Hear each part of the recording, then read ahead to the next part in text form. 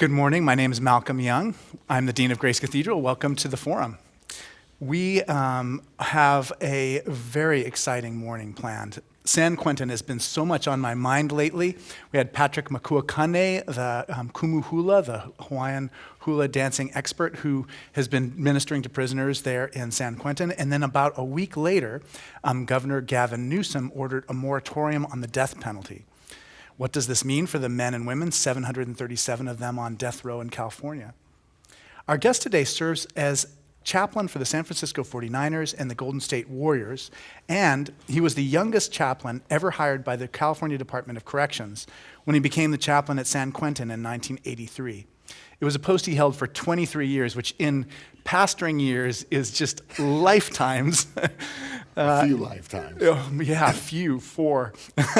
In the year 2000, he was named National Correctional Chaplain of the Year, and he's the author of Death Row Chaplain, Unbelievable True Stories from America's Most Notorious Prison. Please join me in welcoming Reverend Earl Smith. Thank you. Thank you. I enjoyed your book so much. I was just saying that I'm reading the Michelle Obama Becoming book, right. And this is just so much more concentrated. It's just like, every page, there's just so much in it. And I don't know if it's just my own life experiences, but I found it tremendously powerful. For everything from the beginning to the end. You talk a lot about just kind of what it was like growing up in Stockton. I wonder if you can talk a little bit just about how your family got there and just what kind of changes you saw. One of the things Michelle Obama talks about is just how much her neighborhood just changed during the course of her childhood. And I wonder what kind of changes you noticed in Stockton as you were growing up. When I grew up, thank you first of all for allowing me to be here. When I grew up in Stockton, it was number one for crime per capita in the United States. Stockton was a segregated town. Yeah. I paid to be bused to school. They didn't even have city school buses. Wow. And if we didn't pay, we got jumped on the way. Right. Because you have to walk through the neighborhoods of the kids who don't want you there. Well, not only the kids, but the teachers at the school also lived in the neighborhood. And so it was a really crazy time. I remember riots in the junior high school. The police would come in with their dogs and, we'd get bit. And, it was crazy. It was a crazy time. Trying to figure out what life really meant. You think you're angry, you start to be upset about your existence, and then I get kicked out of public school in the 9th grade, and I end up going to a private Catholic school, and when I got there, I realized all people weren't the same. I thought I hated people, but I didn't. I just didn't understand.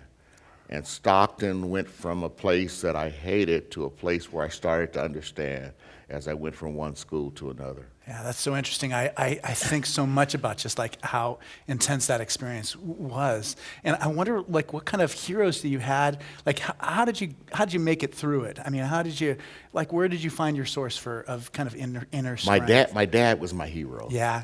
My dad was my hero. Unbelievable guy. And then when I was in junior high school, there was a man named Bob Powell, and I got kicked out of class, and they sent me to a separate class. And the guy I fought with, who was the leader of the white group, we fought every time we saw each other, we fought, and everyone knew it. And they put us in this class together, and he set a chessboard up, and my sister had brought a guy from Stanford that showed me how to move. And he had Randy and I look at this board. We're fighting. And Randy looks at me and he says, okay, well, I'll take the white if you take the black. And so we played chess. He never took the black pieces until the last week of school. Wow. And we just played. He says, okay, you move first. And it became a deal where I started to understand Randy. Right. And so and then years later, I meet his nephew and son, and he had told them about us playing chess. Wow. But so my dad and Bob Powell were the guys that sort of helped shape it. Elementary school, there was a guy named Charles Howard, but and then my sister, my oldest sister went away to Stanford, would come home every other week just to check on me, bring me books to read, bring people from Stanford. So there was all these different people that were trying to pour into me, but the streets were really calling me more than anything. Yeah, no, I can imagine from just hearing your story. What happened to your sister? I mean, I heard her. She was 20 years old last time I heard her in the book. Yeah. Is she okay? Did her life turn out okay?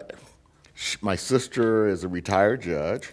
She wrote the Political Reform Act with March Fung Yu, with the Secretary of State. She was Marvin Dimley's chief analyst when he was lieutenant governor, and had a great career just like you. Yeah, God's been really gracious to her. When I was, she was a little older than 20 because she's the one that kept me out of prison. Right.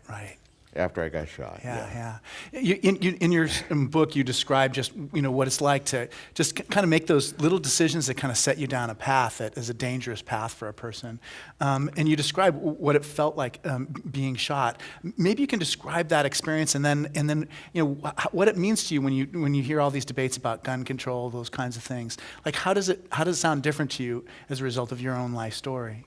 Well, it seemed like everyone had guns when I grew up. Yeah. And being shot or listening to this whole debate about gun control, I guess it would be different for me because I understand that it's the person that first of all has the weapon. When I got shot, I couldn't get to my gun or else I would have shot the guy. And that was the way. But the debate, as you start to see more and more people with weapons and what they're doing with the weapons, I believe that there's this whole element in society today of pure hatred, and you can't even speak to it. When we grew up with guns, it was to protect ourselves. It was, I was committing crimes. People were committing crimes against me. When I got shot, it was because I was wrong. Right.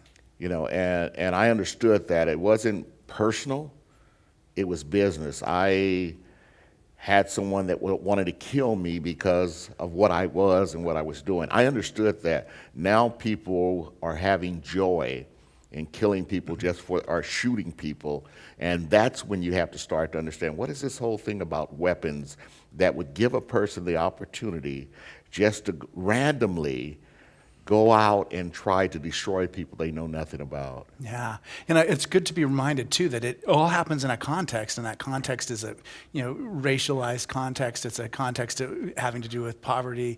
There's a lot of things mixed up in it, and just you can't take just one thing out of it. No, you don't. I mean, we try to. Somehow we want to shape it and make it our story. Yeah. Yet the story is much bigger. But the thing that's in common is the weapon. Yeah. It's that gun. It's that thing that people are able to get a hold of, and in the process of getting that thing, destroy so many people. So there may be hatred, but if you take that weapon, if you take the vehicle that they drive with their hatred away, that changes the mode of the hatred. Right, exactly. So people can be a little bit more free if there's not that extra element in it. One of the things that strikes me so much is just, first of all, you're such a charismatic figure. I mean, we've met before, and I think anybody who meets you knows that. But there is a way in which you have worked in all male environments. For the Boy Scouts, for prison, for professional sports, and I wonder what makes you particularly effective in those kind of environments. Well, for me, going back to the Boy Scouts, I did the inner city services for here in San Francisco, and I saw a lot of kids that were like me. Yeah. I saw a lot of kids that were trying to figure life out, and only job I applied for out of when I undergrad school was the Boy Scouts. I never applied for another job, and that was the job I received, and I got it in Dallas. They sent me here. What I saw in those kids was a lack of hope, and I knew that if I couldn't pour into them, they could end up like me. Yeah. They could end up in a very bitter situation. Going into prison, my guys were there. Guys from my gang, guys from enemies. Right, exactly. You know, they were there. They were all there. And then guys who were like them but just weren't from Stockton, the guys who you didn't know but who were from Oakland or from well, Richmond, Oakland, Vallejo. LA, Richmond, I mean, they were from all over, Yeah. and everything was segregated by race. Yeah, and then within the pockets of race, there was separation. Yeah. And so I was assigned to a tier that, you know, it was, yet I understood. I tell people the best place I could have been in was prison, because I understood the mentality and the thought process of what gets you. I tell people, and then I'll get to your next question. I tell people that prison is just detention. You're incarcerated before you ever get to prison. And so we keep on saying the person's incarcerated at prison, but actually they're detained. And I was incarcerated, but I was never detained in San Quentin. I was able to go back and forth. Right. And I actually... So incarcerated is being just kind of like this mental space where there's nowhere out for you. And detained is like your body being contained, but your spirit still being free. Right. And so you're detained in this man-made facility. And the reason there's recidivism is because people do time and they never deal with their incarceration. Yeah. They're released, still incarcerated. Right. So they're out in the world, but they're still in a prison in their Exactly. emotional life. Exactly. So for me, working at San Quentin gave me the opportunity to address incarceration. The detention process was nothing, I had nothing to do with that, but I felt like my job was to address people's incarceration. Yeah, and I love that too. So what's your message to people who are in prison? I mean, you know, what was your kind of driving aim in terms of what you were hoping to communicate with them? Every guy was different, but the one thing that I really wanted people in that prison environment to understand is you can change. There's a difference in your crime and who you are. You're not your crime. And so many people, they said, you're a murderer, you're a rapist, you're a thief. And I would say, that's what you did. Yeah. But that does not have to be who you are. Yeah. So if I can separate you from what you did to get you to understand who you are, and when they talk about rehabilitation, it means to turn oneself back to one's former self. Well, for me, using that thought process, I would say, well, I got to figure out, can I help you get back to where you were? Guy would say, man, I've been doing time since I was 5, 6 years old. I've been in foster care. I've been in all these facilities. And I said, okay, let's find a point when you weren't. Right. Because that's where we have to start the rehabilitation. We want to get back to that point, and let's grow from there. Yeah, that's so important and such a powerful message, I think, for everyone. Because you're right, there's incarcerated people all around us. Yes. And we may not even recognize that they are when we're engaging them. It takes a while to know. People that are workaholics are incarcerated. I mean, there's so many different things that we have to try to figure out, how can we break this? How can we break the cycle of incarceration? People that are workaholics may be so incarcerated that when they get home, they don't pay attention to their children, their wife. Right. How do you break that? So prison was just detention. So what was it like that, kind of like the first week that you were there? I mean, what do you think that people who are ordinary people who don't have very much experience of prison life, like what are their misconceptions about what it's about? I think a lot of people that don't understand prison would think that the guys it's just horrible, it's a horrible existence. For me, I understood that they were probably worse than what I thought and not as bad as people from outside thought, because people commit crime. I mean, there's crime all the time. For us to understand prison, you go in, you start to see guys, and you start to try to figure out, how can I understand this person? And some of the crimes that guys have committed in prison, you just want, with the grace of God gives you the ability to look beyond the crime to try to find the person. whether it's death row or wherever it may be. You want to do that because prison can leave you wounded, so then you can walk out wounded if you don't figure out something beyond the moment. Yeah, yeah. Well, that's what I loved about hearing about that. I mean, there must have been, like we were saying, it's almost like 4 careers worth of chaplaincy ministry at San Quentin. I mean, it was 23 years. I served at church for 13 years. It seemed like forever, and another 10 years on that. I can't even imagine that. But so there are different phases where, and it must have been different. The first 5 years must have been different than the mid 10 years. But maybe you can talk a little bit about specialized ministries there.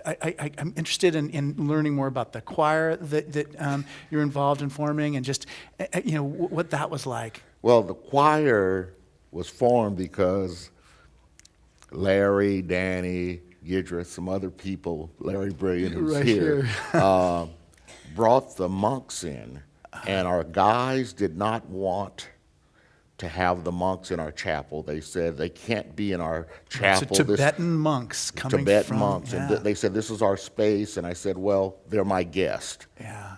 And so the guys stayed in the back room, and I said, you guys come on, and Wavy Gravy has a propeller hat on, and you got to understand. I could understand why those guys were like, you're letting these guys in our chapel? It's But here's what happens. As the monks started to chant, there was a sound that just sort of carried throughout the chapel, and our guys started coming out one by one, and they sat down, and when it was over, I told my guys, I need everyone to get up and hug someone. And don't hug anyone from your own race, and don't hug anyone you know. And it was amazing how you saw men and women. It was just sort of like this thing fell apart, and there was this love that flowed through, and our guys said, we want to sing too. And they started to sing Amazing Grace, and as they were singing Amazing Grace, it started to fill, and the people in the audience just started to fill. And that was how we had the choir. But from that point, Danny Riffin got Mickey, and we did a recording, He's All I Need, but it was all because there was a breakthrough with guys who, for some reason, in prison thought they were better than other people. Right. So they didn't see the Tibetan monks as real human they beings. couldn't. There was a level of lack of compassion and understanding, and when that broke, it broke the institution, it broke the prison, because there was this whole different level of acceptance and love for guys who were trying to be loved and accepted, who for a moment realized they were like other people. They were not accepting, and so it broke. So that was the choir. Yeah, it's so interesting it's like such a segregated place, and I see you as such a bridge builder between different people of different races, different backgrounds, different gangs, even. And how did you do that ministry? I mean, how did you build bridges? And is San Quentin as segregated a place as it was when you first arrived, or what signs of hope do you see for it? Well, when I first arrived, everything was 13 months of the 16 months I was there. There was a lockdown. Someone was being killed, and you let them out, someone else gets killed or stabbed. And, I was praying, God, you have me here, and there's 3 people that come to chapel. Huge chapel, seats 380 people. Oh, no. That's so demoralizing. So I'm like, what do you have me here doing? And it was like this voice says, well, you need to get to the leaders. So I got all the leaders of the different gangs, had one guy that worked security help me out, a lieutenant, and I sat him and I said, guys, I want to have chapel. What do I need to do? And I said, I tell you what, if you can tell me that we're not going to have a stabbing, I gave them so many days. I said, we'll have a banquet. You can invite all your people. You can have 2 guests. We're going to have a meal in here. And I said, the night before, I'll have a special meal just for you. And they said, what? And I said, yeah, and I don't know, I'm talking crazy. Right, I don't even have permission Yeah, yet. right. I'm just believing this. And they took me up on it. And one guy got stabbed, and the people that ran his section, his race, made him turn himself in to stab him. No. Because they didn't want to be seen as the ones that broke the peace. Right. And we had this meal where every guy was able to submit their names of their guys. They were able to invite 2 guests into the chapel. Yeah. Security was just like, it's going to go off for sure. Yeah. And it didn't. Yeah. They sat there. We had a guest come in, Bubba Paris, and right. we had service. And those guys saw that could be a safe spot. Yeah.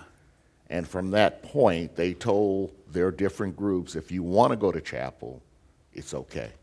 Wow, and that's a beginning. So now, we went from 3 to, it would be people just standing out in the foyer. Yeah, it was just, great. there wasn't enough seats. And it broke the racial tension. We were able to have baseball. We were able to do a lot of things. Yeah. But it all started when we were able to have that moment where guys said it's okay to go to the chapel. Yeah, I love that, and I wonder too. A lot of us have coached like youth teams, and is there what do you learn from coaching that's helpful for chaplaincy work, and is there and vice versa? I think coaching the baseball team, you learn that you have to get to people where they are. Yeah. And in ministry, it's the same thing. In ministry, if your expectations are above the person's expectations, and if you start to want to believe more about what they can do than themselves, you'll feel like a failure. Yeah. In baseball, in the prison, you had guys who had played Little League ball. Yeah, well, I was thinking about that. There must be guys who are so much more who are so much more advanced than you in baseball, and who almost made it to the pros. We had a guy that actually was in the Dodgers farm system. Oh, wow, yeah. We had Ricky Henderson's brothers in. We had all these guys. The thing was, there was something about them that was undisciplined. Right. And so baseball was a game that once you get between the lines, race doesn't mean anything. Yeah. And we didn't have a field.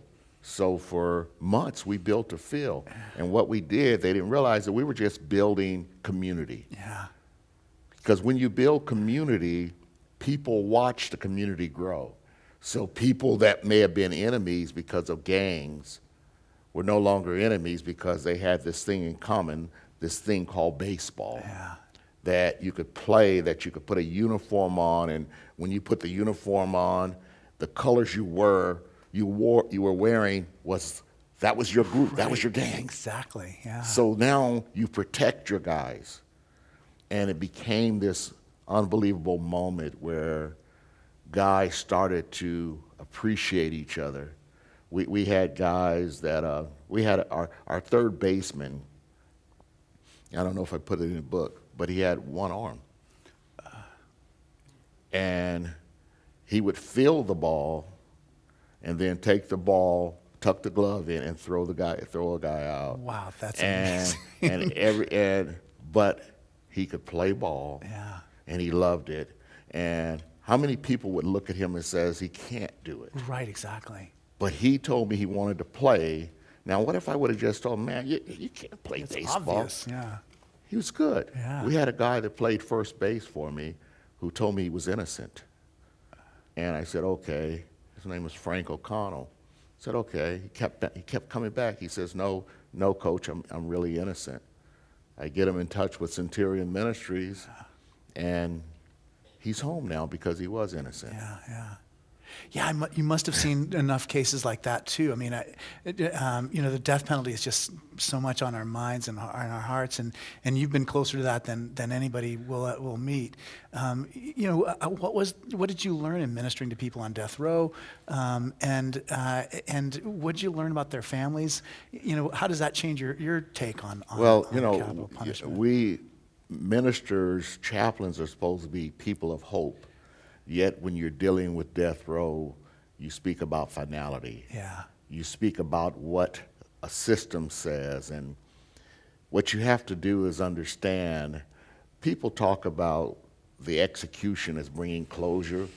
There's no word, that word should not be associated with an execution, because the process that you watch when someone is executed is ingrained in your mind forever, first of all. So there's no closure if you're continuing to carry it. Right, exactly. And so they keep telling people it's about closure. It's not about closure. The other thing is, there are people that have done enormous harm. And I would think, okay, so they say, let's execute him.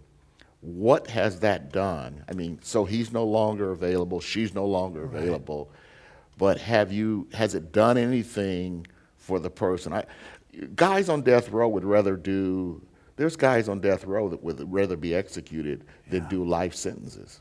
Yeah. And so, I mean, there's a guy on death row that killed one of my relatives, and my aunt told me, well, when it's his turn, baby, we're going to have to be there. And I said, what? And I didn't know, because I made a point of never reading. I remember that. When there was a capital case, I would never read about it, because I wanted to not be tainted with my thought process. Yeah. And I said, why? And she says, well, baby, he's the one that killed your cousin. I'm like, why would you want to be there or see that? I said, first of all, you're not going to get anything out of it. Yeah. You're going to carry it. Executions.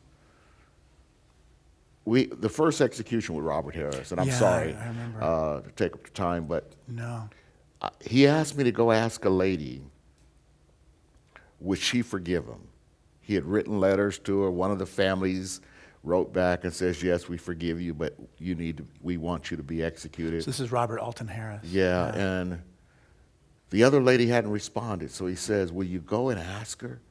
So I go and I ask her, and she says to me, tell him I said no. And I went back and I said, Robbie, she says no, and he sort of fell into his mattress.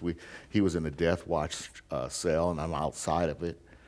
And we just looked at each other, because he was not asking not to be executed. He was just asking, will you hear my voice when I say I'm sorry? Yeah. And there's a difference. And after he was executed, I walk into the room where all the visitors were, all the people, I call them spectators. Yeah, in a way, that's what it is. You're right. And she sees me, and she runs up to me and grabs my neck, and she's saying, did you tell him I said I forgive him? And I pulled her arms away, and I said, you told me to tell him no. Was she better as a result of seeing that execution? Yeah. Was she better as a result of him being executed? What he did, he paid for by the law of the state. Yeah. But was she, the family member, better as a result? No. Yeah. Yeah, I mean, one of the things you point out is just even the appeals process that is required for the capital punishment just puts so much of a burden on victims' families too, just to have it constantly rehashed. Well, every time there's an appeal, every time there's a review, the family has to relive it. They have to go talk to the family. And so if you want to move on, and that person's on death row for 15, 20 years, and you're constantly being reminded of the crime, how can you? There's a lady whose son was a police officer that worked for the 49ers, and she was really driving for the death penalty. And I said to her, if you really want to move on, you want that guy to get life without, where you're not reminded of Jeff's death year after year. Yeah. And that's what I would say. So the moratorium on the death penalty, first of all, it's a flawed system.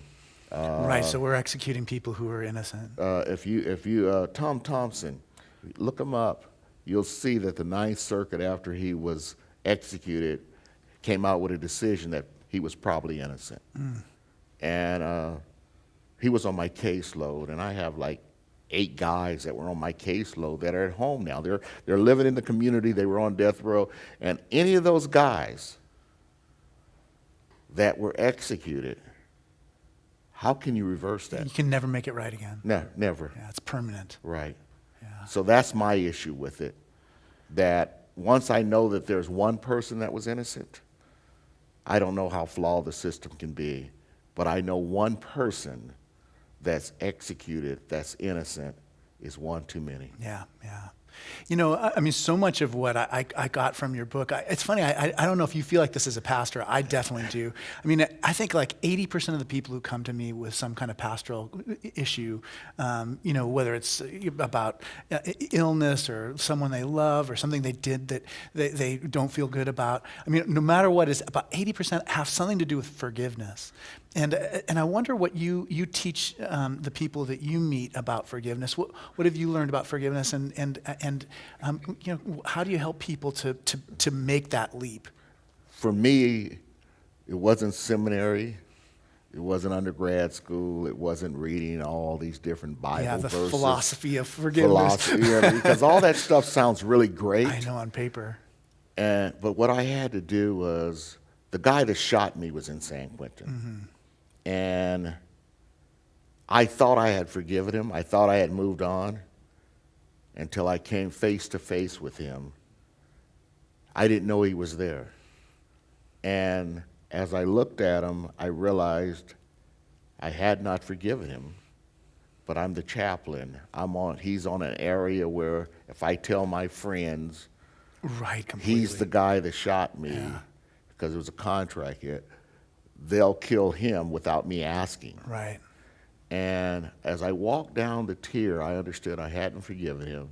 And I started to speak with God and say, why would you allow me to feel like I was whole and better, that my life had changed, yet when I saw him, I realized I was back to that guy that had a gun. I was back to that guy that wanted to harm. I was back to that guy that had no compassion.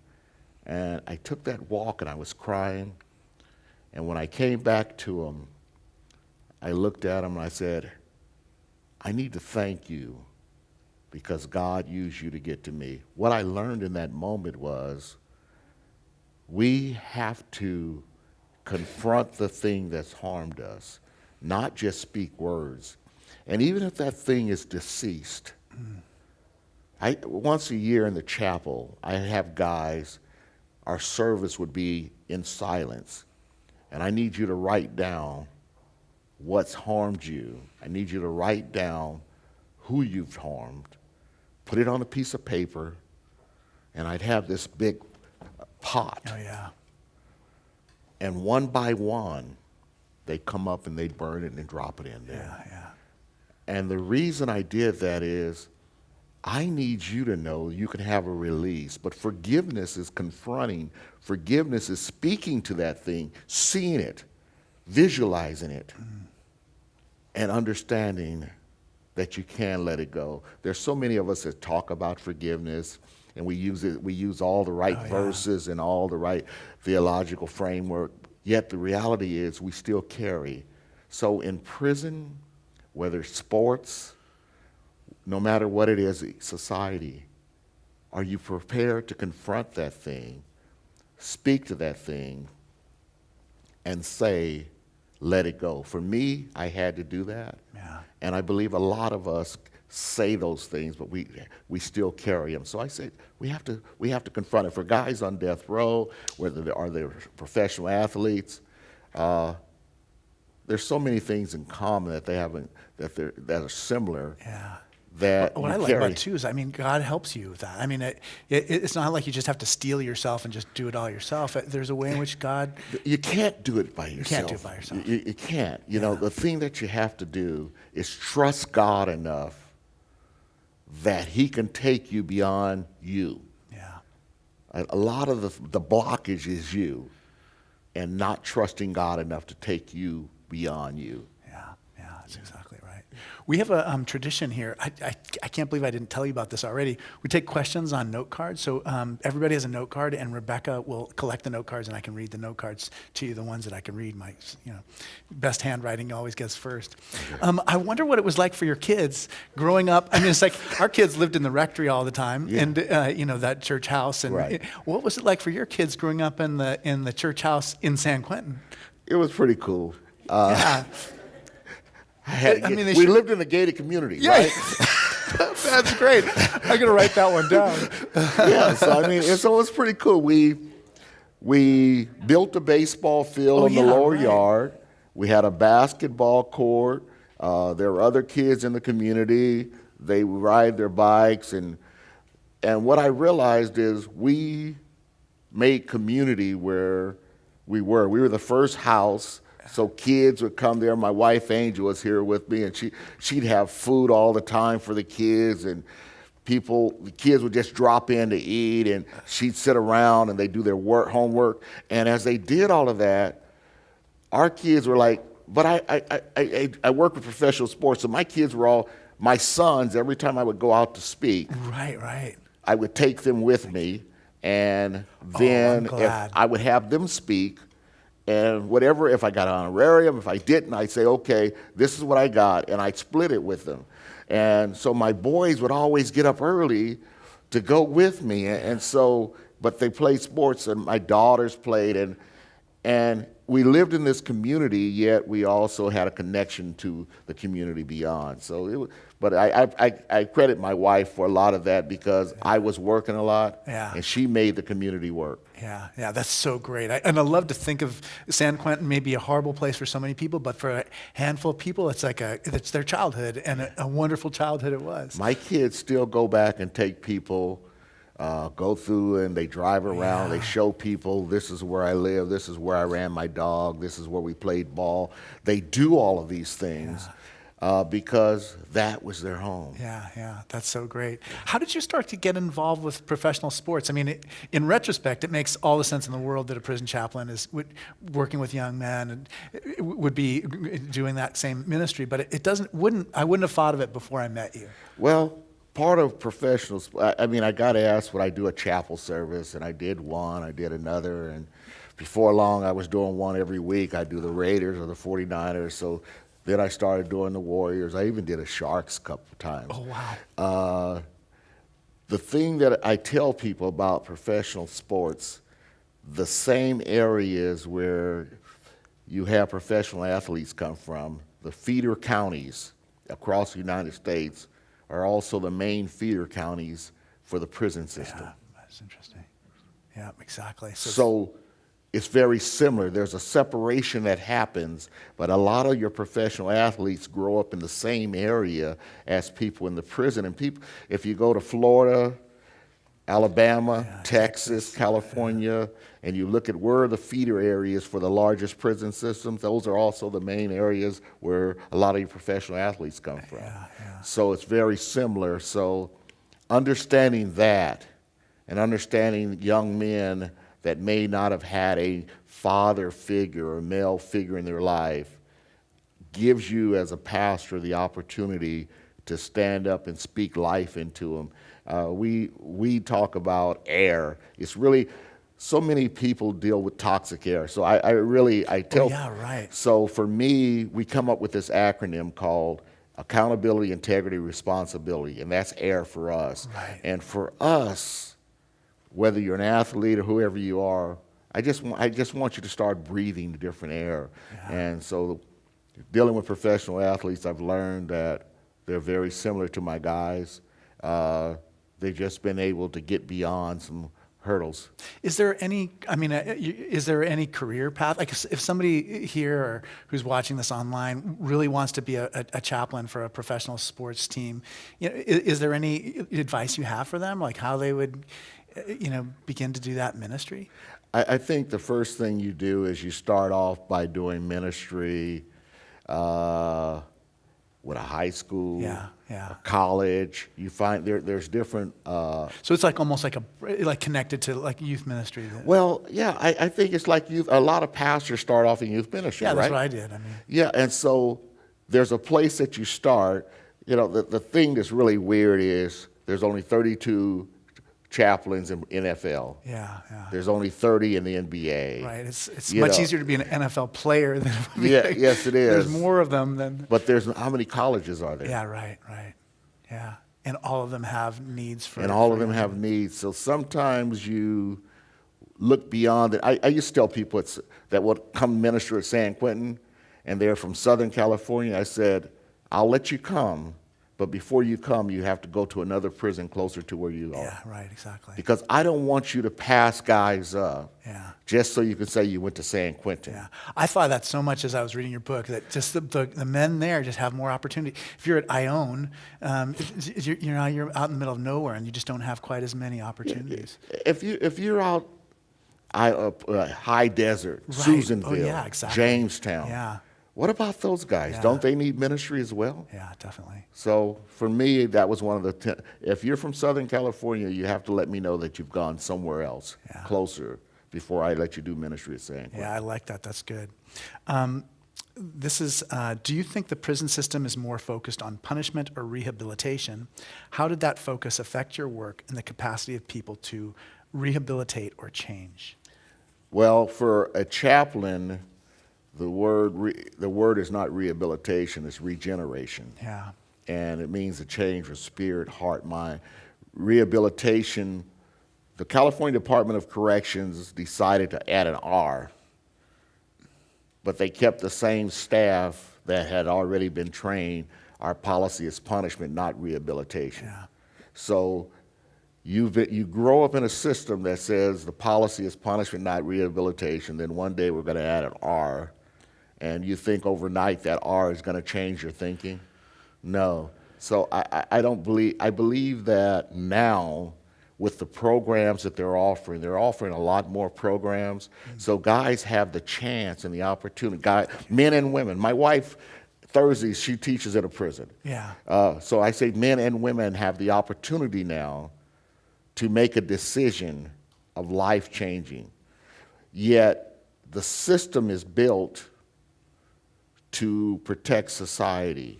That's what they're saying. So I don't think the R makes a difference. And I always call it the R, rehabilitation. It's the staff that works there, and it's the people that are detained there that have to make the determination about the value of that R. Yeah. Oh, that's great. Colin Kaepernick's taking a knee it has been just a very inspiring civil rights moment. I wonder if you can talk a little bit about that. How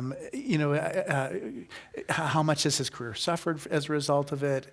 And what do you think he holds for the future as a kind of leader? I think that Colin and Eric Reed, because it wasn't just Colin, it was Eric Reed, that made a determination and a decision. We were in San Diego, and I was meeting with Eric, and Eric says, I think I want to be with Cap. Yeah. And I said, what do you mean? He says, well, I don't want him by himself.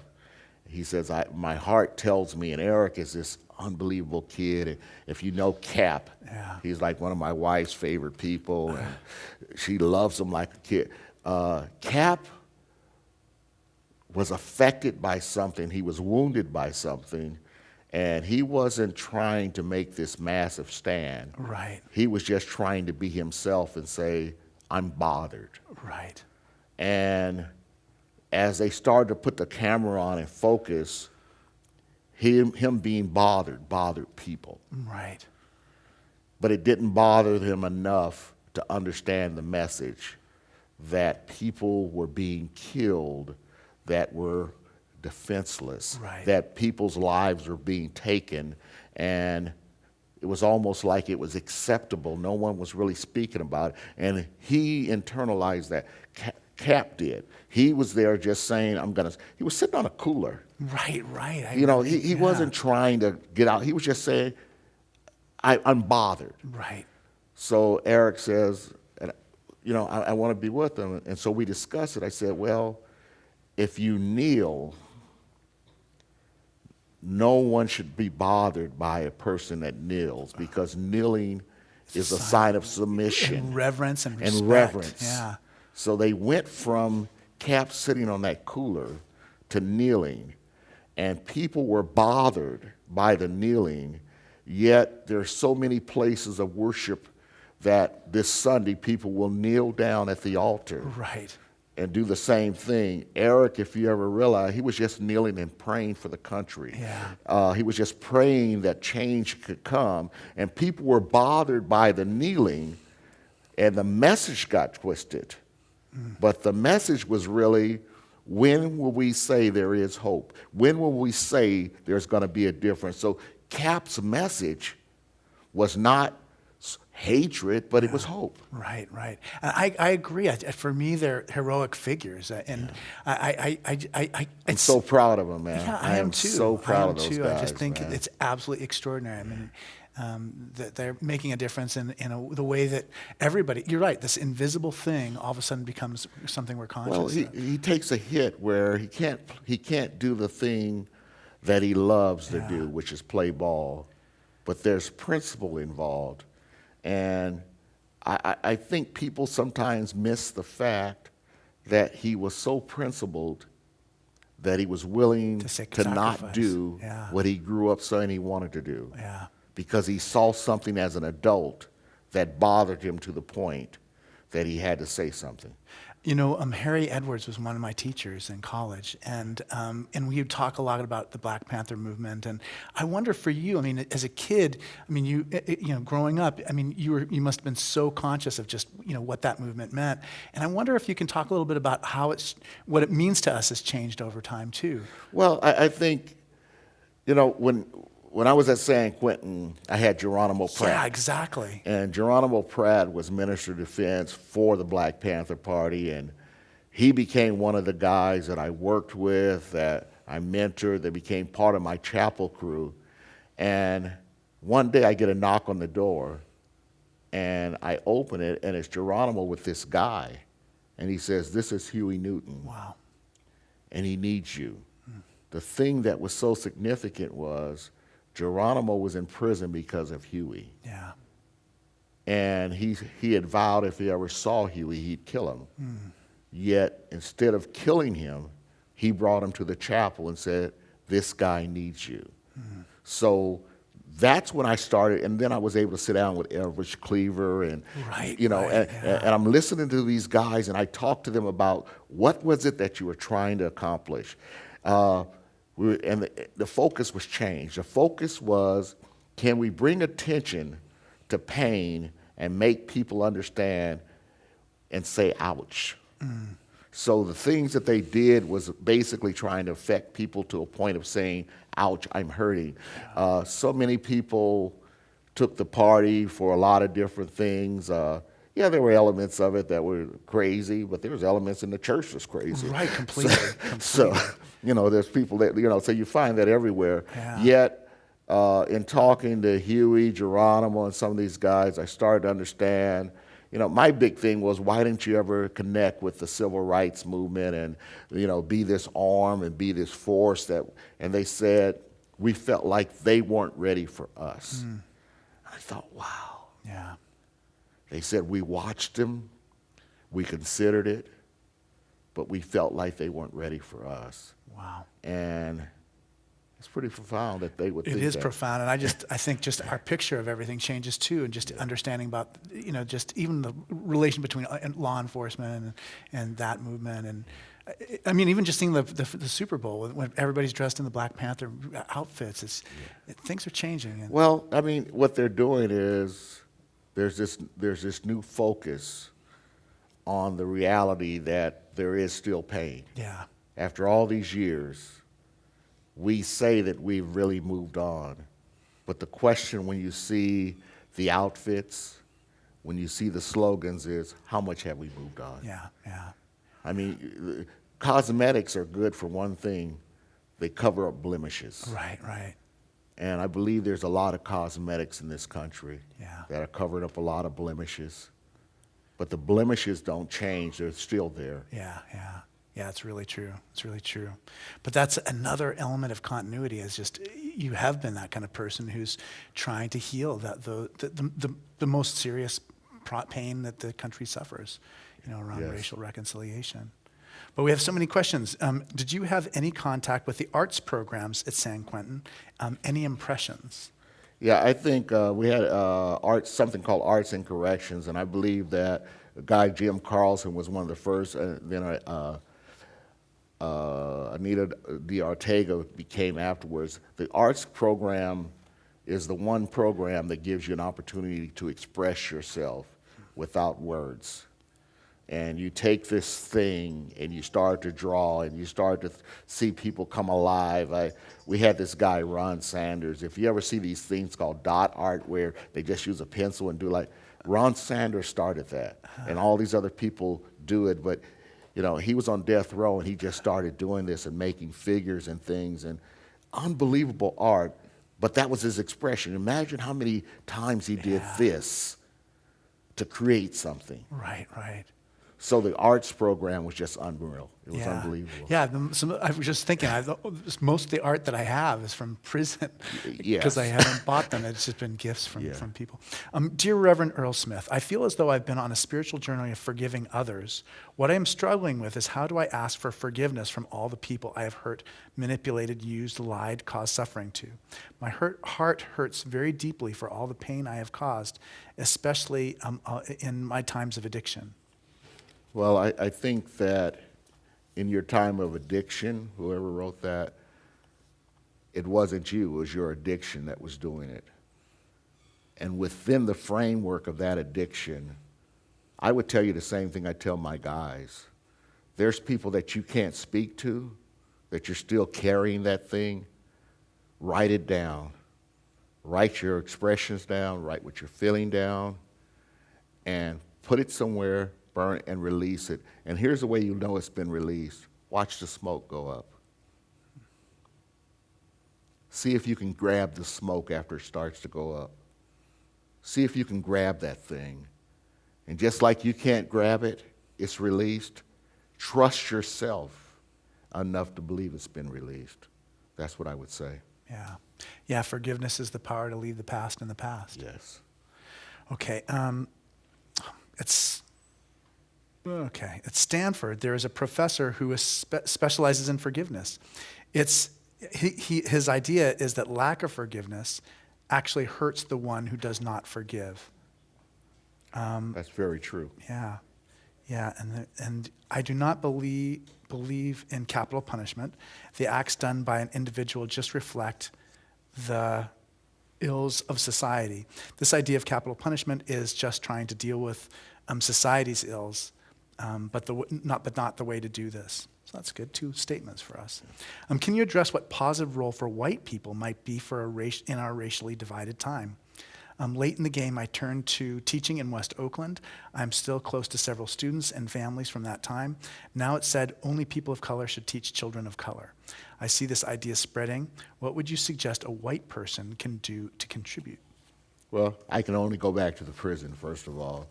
And what I would tell people, white guys that were 30, 35 years old, they say, I have nothing in common with those guys. I've never been arrested. I said, man, wow.